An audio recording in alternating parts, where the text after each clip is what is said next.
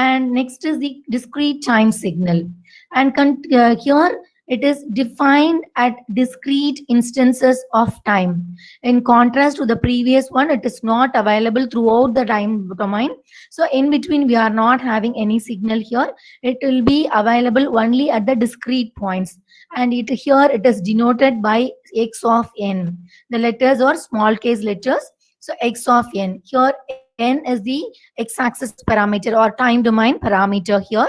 And x of n, we are representing our signal x of n in this example. And the continuous versus discrete time signal. So if I am having my continuous time signal like this, so t and my y-axis parameter is x of t, my signal varies in this pattern. And if I am going to represent the same signal with discrete time fashion, then I can have my signal in this way.